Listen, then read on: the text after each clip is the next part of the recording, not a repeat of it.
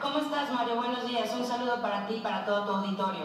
Gracias, Arlene. Igualmente para ti. Bueno, pues háblanos de lo que representa un jubileo como este, que tiene que ver con la realeza, qué peso específico tiene, qué incidencias en el reinado de la reina Puerta, que iba a la redundancia. Claro. Mira, es un momento histórico importantísimo, no solo para Gran Bretaña y el Reino Unido, sino para los 15 países para los cuales la reina todavía el día de hoy es reina o figura de Estado, y para los países de la Commonwealth. Estamos hablando de alrededor de 20-25 países que todavía respetan la autoridad monárquica de Isabel II.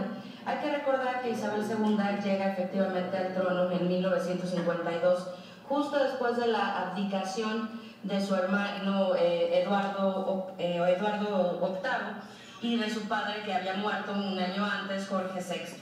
La reina Isabel II ha tenido pues una importancia grandísima para la historia mundial, no nada más para la historia británica.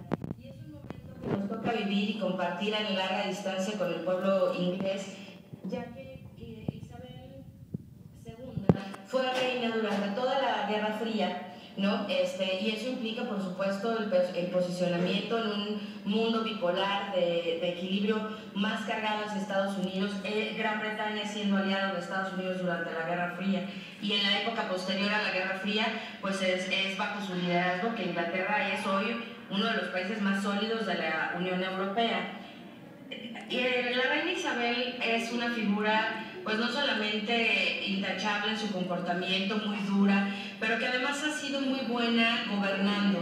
El pueblo británico, a pesar de que hay movimientos antimonárquicos, en su mayoría es un pueblo muy amante de su realeza, muy fiel a la realeza, y que a pesar de la crisis de la eurozona, de la inestabilidad, de la crisis de los empleos, de la crisis cambiaria, el pueblo de Gran Bretaña ha dejado estos 4 días de lado toda esa crisis europea y ha salido a las calles volcándose en agradecimiento a la reina.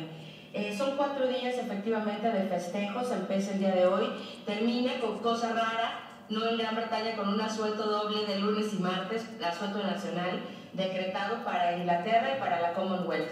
Entonces, es un momento muy importante. Yo comparto tu visión. Creo que en este momento a hacer una pausa y detenernos a ver también otros asuntos que nos enriquecen y nos pueden hasta conmover, ¿no? Porque la reina Isabel, por ejemplo, la reina Isabel II ha tenido, por ejemplo, participaciones en la Segunda Guerra Mundial, hay videos antiguos, ¿no? Bueno, de la época de la Segunda Guerra Mundial, ella como mecánica de automóviles, cambiando llantas, una mujer muy entregada a su pueblo, viene de una jerarquía o de una ascendencia de mucho compromiso. Y eso se nota, por ejemplo, es la segunda reina en la historia de Inglaterra que más ha durado en el trono.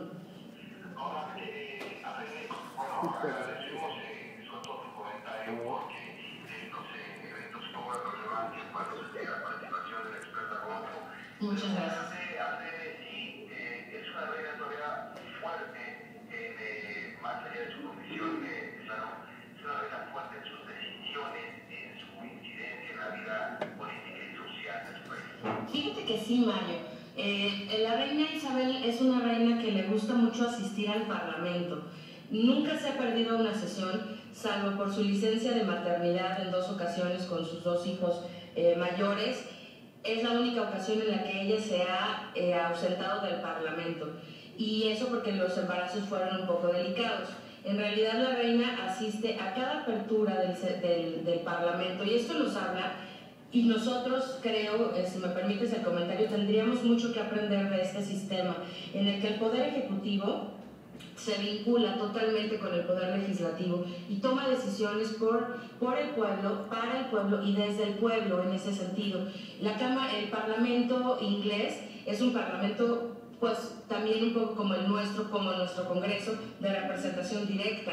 Y a pesar de que sigue la Cámara de los Comunes y la Cámara de los Lores, funcionando un poco en este sentido de élite, pues la reina está presente. Ella ha tenido históricamente, porque eso es algo que hay que señalar y puntualizar mucho, la reina ha tenido en su historia alrededor de 6,000 propuestas en estos 60 años, que han sido propuestas, algunas que no han pasado, otras que han sido a través del primer ministro, pero 6,000 propuestas al Congreso es muchísimo. Eso nos habla de que es una reina totalmente activa, que está enterada de los asuntos de Estado, que tiene una gran relación y vinculación con su primer ministro.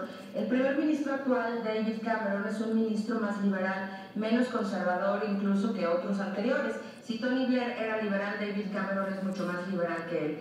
Y a lo largo de la historia, con estos 12 primeros ministros a los cuales la reina ha dado audiencia, pues hemos visto desde Winston Churchill, el primer ministro que le tocó a la reina, hasta Margaret Thatcher, la primera y única mujer primer ministro en la historia de Gran Bretaña, Tony Blair, el primer ministro Brown y ahora David Cameron, con una comunicación profunda con la reina. Y a mí eso me da la certeza de que la reina está lúcida, de que la reina tiene la firme intención, a pesar de la especulación, y de que se está preparando para la sucesión al trono, de gobernar hasta el final. Y eso lo dijo en un mensaje apenas para la invitación a su jubileo.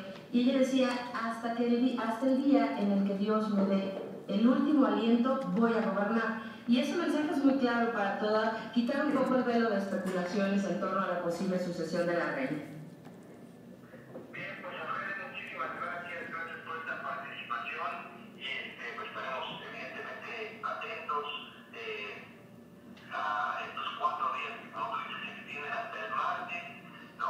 Sí. Me parece que logramos un mejor entendimiento de lo que está pasando allá.